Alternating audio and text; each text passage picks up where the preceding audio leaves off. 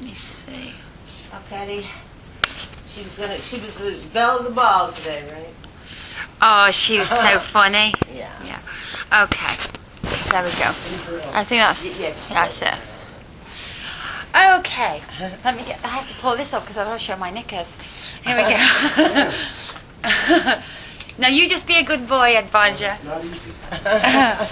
Okay. Is that okay? Are you comfortable? Oh, I'm comfortable.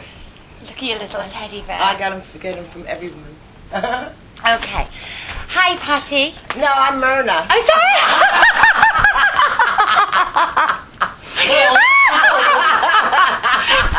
Cut! Oh my God! You know what? I tell you what. Listen, 3 interviews in one day. Okay, you have to excuse me. Where are you? You're here somewhere, Myrna. Here you go. You know, I still got Patty on the brain. She's such a... Oh, she'll be there a while. Oh, I tell you what, she's a character. Okay, start again. Hi, Myrna. Hi, how are you? I am absolutely fine. You look gorgeous. Oh, You've thank just you. got such a beautiful figure. Honestly, I'm jealous. Can I just start by saying thank you so much for agreeing to take part in this interview, especially for the members of Elvis International. Get the T-shirt as well. You look beautiful as always. Oh, thank you. So let's go to the first question. Could you tell me how you became a member of the Sweet Inspirations? Of the Sweet Inspirations. Well, I was recording. I was doing my own CD. Well, it was called an album back then. Mm-hmm. And I was also doing backup with the Sweet Inspirations. We were doing records for other people. We were doing backup. And Jerry Wexler at Atlantic asked if we would like to record. And I told him, well, you know, I have a deal with another guy. Uh-huh. And he said, well, just break it. So I said, okay. But I was a little nervous because I was like 17 in high school. Yeah. And so I went to this guy, and I had already been in the studio and recorded a song and all. Uh-huh. And so I went to him and I said, I'm going to have to break my deal. And he said, why? I said, because Jerry Wexler wants me to sing with some girls at Atlantic Records. Mm-hmm. And we do all the background for everybody. We did the background for Wilson Pickett, for Aretha Franklin later. Aretha? Yeah, Aretha. Wow. I didn't know that. Yes. And Dionne Warwick. Well, I did background for Dionne Warwick. And lots of people. Yeah. And Jerry Wexler, well, they paid us every time, but it was getting like, the business was getting a little mysterious, and they just wanted to have us there at Atlantic. So they wanted to sign us to a record deal so that they know they'd have us there. And so we signed to a record deal, and I left my old guy. Yeah, the old record guy who was doing who was doing a record on me. Okay. And I went with Atlantic, and we became the Sweet Inspirations. Cool. Well, we became the Inspirations, but then we had to change our name because he wanted... Inspirations was already used for a gospel group. Okay. So we had to put something in front of Inspirations, and Jerry came up with Sweet. Sweet, which is perfect, isn't it? The Sweet Inspirations. He seemed to think so. Okay, so now how long had you been a part of the Sweet Inspirations before you met Elvis Presley? From 67, 66, about 2 or 3 years. So tell me a bit about your first encounter with Elvis. How did that go? Well, it was very normal. We were sitting on the stage of the Imperial, which it was called it wasn't called the International. It was called, what was the International called before it was called?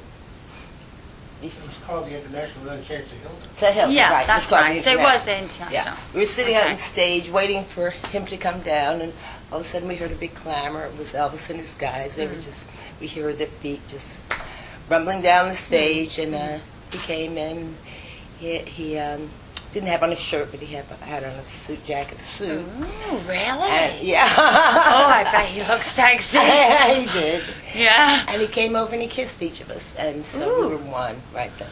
Wow. Now, Myrna, I have to tell you that there's a lot of women in that are members of Elvis International. Okay. And so, you know, they want to know all these questions. Now, I don't think I've met a woman today that hasn't been attracted to Elvis Presley, okay, because he was a beautiful-looking man, gorgeous. Yes, he was. And you got to spend so much time with him, along with all of the other Swedes and the band members, okay? And because of the tours, I mean, he was the ultimate sex symbol. Right. And still is. Did you ever consider dating him yourself? Well, he had plans for that, but I didn't have any. Oh, he did he? Yeah, he had some plans for us having a little relationship. Yeah. But I wasn't going to be a part of it because I knew what Elvis was into. Yeah. And I didn't happen to be into that, you know. Really? And I was married when I met Elvis. Oh, okay. So And you were but married. But had you not been married? How did I what? If you hadn't have been married. I knew too much about Elvis from what I had heard. You know, I knew he was not a one-woman man, and I was a one-man woman. And but when I split up from my husband, I started dating Jerry Schilling. I was going to ask you about that. Yeah, he's gorgeous, isn't he? Yeah, and he told Elvis told Jerry that he couldn't date me because he was having me fly down to his pad in not California. It was where he has that house at Palm Springs. Yeah, Palm Springs. He was going to fly me down to Palm Springs, and Yeah. but he hadn't told me all this stuff. Oh, but he was planning on asking you. Yeah. Oh, But okay. He didn't want Jerry dating me, I suppose. Okay. But because I worked for him, and if there was going to be anything, it had to be with him. Oh. But so they were both kind of fighting over you. well, I don't know if it was Well, a you were fight. very beautiful. You It were was a gorgeous. fight. I mean, you probably had more than Elvis and Jerry fighting over you, know? Yeah, but Probably I wasn't the type to go after guys like that. No, you were a good girl. I was a good girl. I can tell you were. So nothing ever really, it didn't amount to anything. Well, it amounted to us just playing around, but Ooh, not like you would think. You know, we played around, but we were very innocent. You know. Yeah, it was. When all I would very go up to innocent. the suite, we would dance. We danced one time, Elvis and I. Yeah. And he was just shaking. He was so nervous. Really? He wasn't used to dancing with women, and he was just shaking. I was going like, "What is wrong with this superstar?" Well, maybe he wasn't used to dancing with you. No, he wasn't used to dancing at all. I later found out.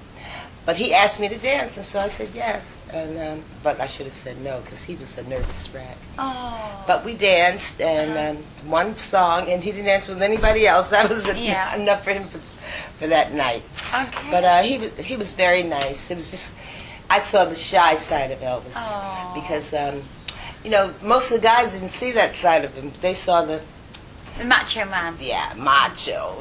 But one of the boys. He let me see the soft side of him, and so we remained friends on that on those terms. Yeah. He was a softie to me. Yeah, he had a soft spot for you. Yeah. Wow. Okay. Now, can you describe to me what it was like on July 31st, 1969, when the King hit the stage for the first live performance in 9 years in fabulous Las Vegas? Well, it wasn't a big thing to me. You know, it was insofar as all the different people that were coming in, all the movie stars and all the big wigs that came in. I didn't expect that kind of reaction to Elvis. Even though I knew he was a big star, he wasn't big in my music world. Okay. With the black music world, you know. And he surprised me, and he surprised me for 30 days after that because he was every night the same, not the same people, but the same amount of crowd came in. It was spectacular. It was immemorial. I mean, you can't even explain it. It was just incredible. Awesome, out of this world. Yeah. Now, we've all seen plenty of footage with the sweet inspirations and Elvis during rehearsals. Would you say that Elvis was a perfectionist, and how long would those rehearsals last? You know, like the Elvis on tour, and that's the way it is, and you know. Well, rehearsals to us didn't last long because we were involved in them. So I don't know seemed how. to fly past. Yeah, it seemed to fly, but I have no idea how long they were. But it seemed very fast to me.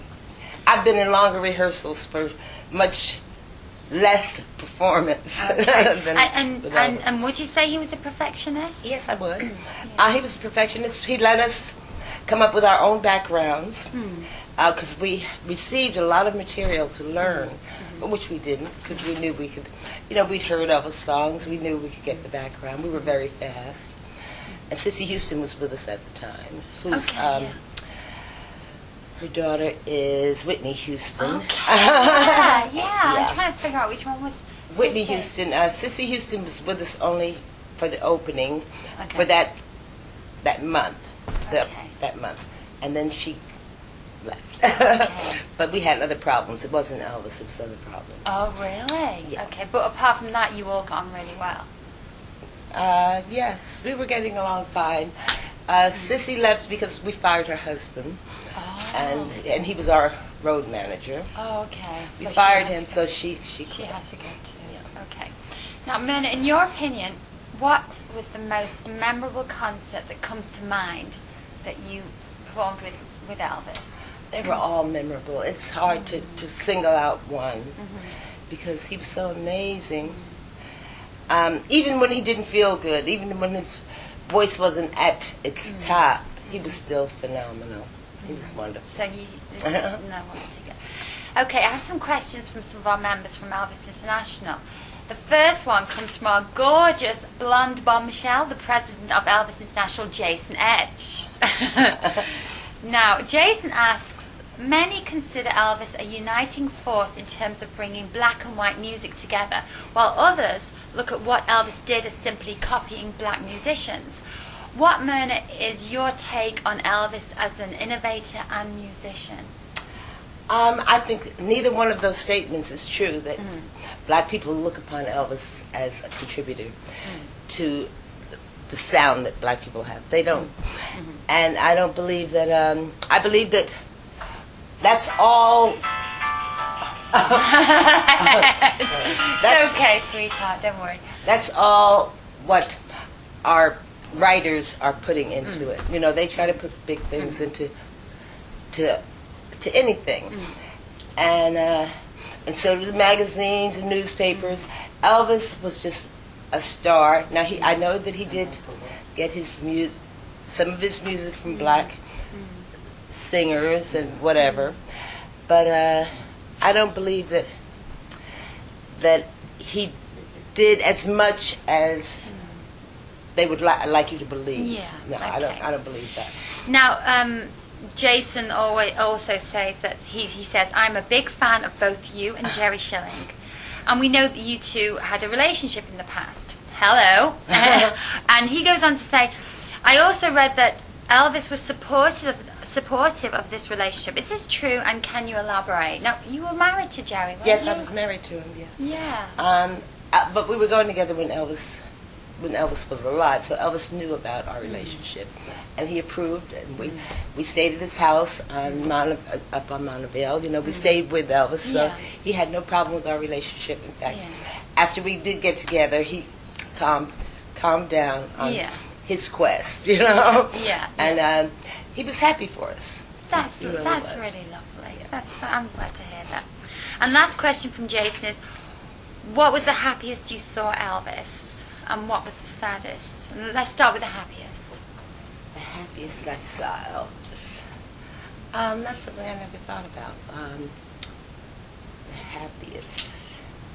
Elvis was always laughing, and either he was laughing or he was sad. So there's a lot of happy times, and I can't specify on one. Well, he was happy for most of the time. Most of the time he was around. When he would be around all of us, he would be happy. When he'd be with you by yourself, maybe a little sadness would come out. But I would like people to know that basically he was a happy person. He was a really happy person. Okay, and what is the one unique thing about Elvis's personality that you will always remember? His laugh. His laugh was wonderful. Okay. And when he laughed, you left because there was something. It's very contagious. Yeah, it was very contagious, and you knew when he was faking the laugh, and you knew when it was serious, you know. And he did a lot of faking the laugh. Yeah, he did. Yeah. Yes, he did. He had to around all the guys that were around. Oh, okay, yeah. Okay, now I've got a lovely friend in the UK, Marion Meach, okay, and she has a couple of questions for you, Myrna. Actually, before I ask them, I must tell you that she has tickets to see you perform in the UK on May 5th, and I believe it's like a mini Elvis the concert. I think it's in Hove near Brighton. Oh, we do so many of those. I can't remember which one that is. But we do lots but it's of them. coming up, and she's it's coming up. Yeah, oh, it's coming up May the 5th. Okay. And she's very excited about it. Great. So she's got tickets to that. Great. So if a lady calls me, she's Scottish, and if a lady calls Marion comes up and says, "Oh, Shelly in studio," you'll know who it is. Okay. Anyway, the questions, Myrna. Marion would like me to ask you, where do you think Elvis the concert is going, as there was talk of replacing the TCB band with younger musicians? Did you hear about that? Yes, I heard about it, and it's up to them. They're going to do what they want to do with the new, the new guy. So, I don't think it's a good idea, but I think if they would like to try it, good for them. Yeah, okay. Now, Eddie Powers says, people who purchase tickets today sometimes only get to see the performer on a large screen, as they're too far away from the stage. So when you sing at Elvis the concert, you've got the band and Elvis is large as life. In your mind, does it ever feel like you're up there singing with Elvis again in person? Yes, it does. If you let your mind go, you do feel like you're singing with him alive. And it's very weird, but you do feel that. Yeah. Oh, wow. I'm going to the first one in Memphis. I've never been to one before. Oh, yeah. For the big anniversary. Oh, yeah. Now, of all the songs that you performed with Elvis, which would you say was your favourite song to sing that you personally enjoyed, and which song did you love to hear Elvis sing? I love to hear Elvis sing all of them. And let's see, the one that I like to sing, I won't say Can't Help Falling in Love, because that was the last one. And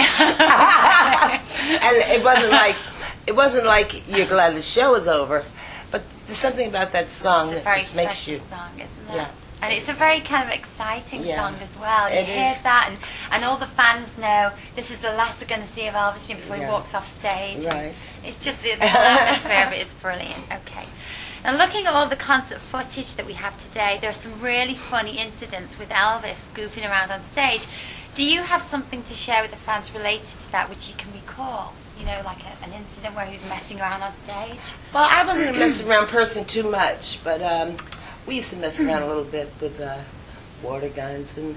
You did? Yeah. Well, Elvis started it. Well, he'd spray the stage. He would bring his water gun, and he would start shooting. Not all the time, but he had sessions of mischief. He'd just do things. You got into a funny Every mood. once in a while, he'd do something like that. Okay. And we had fun doing that, But he would stop doing it. But if you shot back at him, he wanted to do all the shooting. He didn't want to He liked to be the winner kind of thing. Yeah. Okay. Now, Myrna, you were and still are extremely beautiful. Well, thank you. Now, what were the guys like around you? I mean, all of Elvis's guys. Were they perfect gentlemen, or did they try hitting on you from time to time? I'm not telling. Really? But they weren't. Most of them, I have to say that they were mostly very nice. Yeah? I have to say that. Oh, that's nice. Now, nobody would get into trouble for what they did, because they were playing, Yeah, they were boys will be boys. What was Always that, Ed? What did you say, Ed? Always the first He was. Oh, I believe that. I believe that, and he still is. Yeah. Okay, so you didn't have to pull a fast karate chop on any of them or anything and I was like just that, learning karate. Take some Elvis techniques. Did you enjoy being on the road, traveling from one place to the next? I enjoyed it very, very much. It was, Elvis made it very easy for us, and I have to admit that the Colonel did too. We didn't have anything to do with luggage and all that stuff. All those guys had to do that. Yeah, they had the hard And stuff, yeah. so we had a very nice, Yeah. easy time. Just get on the bus and go, And you know. do your bit. Yeah. Now, towards the end, Myrna, during that final concert, did you ever stop and think to yourself that, you know, this is it? He's not going to be going out on the road after this? No. You never saw anything like that? No, coming? no. You saw him. We had seen him sick before, or overweight before. All those things didn't matter. Elvis was the one who could lose the weight and get well and look good the next time. So you never thought, this is the last time I'm going to see Elvis. Never thought never that. crossed your No. mind. Okay. Now, our lovely Molly has a great question, which I think Patty, or actually, I think it was Patty mentioned this. The laughing version of Are You Lonesome Tonight? Okay. Mm-hmm. She says she's heard so many different stories of what happened that night during the performance. Now, I know what happened now, but I'm just going to tell you what some people thought. Okay. Mm-hmm. Some people say he was laughing at Sissy Houston singing so high, you know, that really high high voice that she had. And she also heard more often that during the verse, do you gaze at your bald head and wish you had hair, a man in the audience lifted his toupee to Elvis to reveal his bald head. Or was he just laughing, you know, himself because of the verse that he just sang? So do you know the true story behind Well, what we made can only Elvis guess at that. crack Elvis and Charlie probably know the reason. But unless Elvis told somebody, he didn't tell me. But Were you there that I was, night? yeah, I was there. I was there. But I mean, you could be there and not know what was going on. Oh, too. of course, because you're in the back there. I was on the side, so I just saw him laughing, and at first I thought he was laughing at Sissy. And Sissy wasn't having any of it because she was singing her part. She did a beautiful job. Yeah, yeah, she did. And Elvis was just laughing away, getting carried. And he further couldn't and stop, further and he away. just couldn't stop, could he? So somebody in the audience, I know, a wig fell off of a guy. So I suppose that was it. But Yeah. to be truthful, I don't know if anybody knows the reasons Elvis and Charlie. And maybe the guys do, but Yeah. I don't know Okay. what the reason was. Now, Michael Comley, our wonderful UK manager of Elvis International, says, Myrna, I've been lucky enough to meet you twice, and I have had some wonderful memories of our brief encounters, but one that sticks out in my mind is where you, Estelle, and Portia sang a cappella to the Lord's Prayer. Yeah. And he goes on to say it was beautiful and it brought tears to his eyes. Okay. He wants to know, have you ever recorded this, as he would love to hear this again in CD quality? Let's see, do we have that on CD? I don't think, let me see if we have it on CD. Okay. We have a CD, but I don't know where it's on. I should know, but I don't. Yeah, it's on our CD. Oh, okay. And, what's that called? It's called Sweet Inspirations. The Sweet Inspirations in the Right Place. It's out Okay. now. Well, it's not out, but we'll be bringing it to England with us. Oh, great. Yeah, and I think he probably will be, actually, I'm sure he's going to see That's that. for you. Oh, thank you so much. You're welcome. Oh, that's beautiful. Look at you there. You look gorgeous. Oh, thank you, Oh, you're Myrna. welcome. I'm going to play that when I get home. Anyway, Michael adds, we hear that dear Sylvia has been ill for quite a while. Yeah, she Do you has. still see her? And if Yes, so, I still see how her. is she? I still see Sylvia. She lives around the corner, as a matter Okay. of fact. She gets around in a wheelchair. She gets herself around in a Really? wheelchair. She's had a stroke, Yeah, I heard you. and she's paralyzed on her right side. I think it's the right side, yeah. But she can walk, slowly. And she's on that CD too. You'll hear her sing. Oh, okay. So She's been- only on one song on the beginning. But of she's Sweet doing Inspiration. okay. She's doing fair. She's not doing great. She can. She can get She's from gained there. a lot of weight, Yeah. and she's not doing. She's not Sylvia anymore, Of course But not, yeah. 'Cause she's stroke. yeah. It seems that she would. She could have gotten it over the ramifications of it if she had done it earlier. But Yeah. it's been like 8 years that she hasn't done anything, so I don't think she's going to get over it now. Bless her heart. Yeah, Well, we'll be thinking. but of she's still Sylvia. She still Yeah. knows everybody. And we were going to bring her to Memphis with us. But I got a call that we can't do that. No. But I would like to do that because everybody asks about her. They would like Yeah. to know about her. And suffice it to say that she's doing fine. Her daughters are with her, so she's... Yeah, so she's been taken yes. care of. Okay. Now, I'd like to talk about the spiritual side of Elvis. Frida, our US manager, saw some disturbing things on the internet, some old stuff from Sonny Red and David Stanley and Lamar, and there were some upsetting things about Elvis regarding his Christianity. So now I believe that Elvis was a good Christian, and he was a giver and not a taker. And I believe that he loved Jesus, and yet these guys claimed he genuinely thought he was a prophet, and he had, these powers. And why do you think that even though Elvis was so good to these guys, that they would, come out with stuff like this? Well, they do it because they know that there is a faction of people out there that will listen to whatever they have to say, especially if it's something different about Elvis. Mm-hmm. And whether it's true or not, it's nobody's business. All I can say is that, as far as I'm concerned, Elvis was a believer in God, and that's all it takes for me. And he was a good Christian. And he was a good... Well, I don't know if he was... Well, he tried all different kinds of things. He read into all different things. He read into all different kinds of things. Yeah, he did. He was very But he didn't go to one church or... No. But he did believe, and that's all it takes for me. Yeah, okay. Okay, now... We all know what a truly amazing, kind-hearted man Elvis was. Yes. So can you give me an example of Elvis's kind heart and his generosity towards mankind? Anything? Did he give you any gifts or anything he like gave me that? plenty of gifts. He gives me more gifts than I can think of. He gave me, he gave all of us diamonds, rings, and necklaces and whatever. But Elvis was just the type of person, if he did something to hurt your feelings, he wouldn't say, I'm sorry. Right? He'd just rather give you a gift. Yeah. And that was his way of saying, I'm sorry. But it was hard for him to say, I'm sorry. He couldn't say it. Funny that, isn't it? Yeah. But he just, but in his own way, show you he said, he's sorry by sorry. giving you something. Okay. Myrna, we're just closing now. I've just got a couple more things. What do you miss about Elvis the most? I just miss him being around. Sometimes I sit here in my room, I'm not doing anything at all. And I wonder, what could I be doing that would be helpful to the world? Elvis did a lot of things that were helpful to a lot of people in the world. And I just try to think, what could I be doing that would be helpful to somebody besides just sitting here thinking about, I got to go to work, or I got to do this.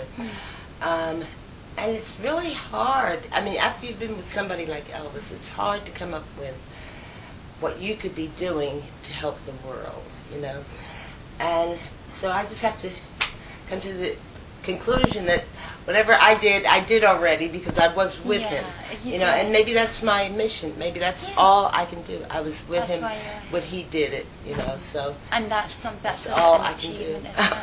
It is.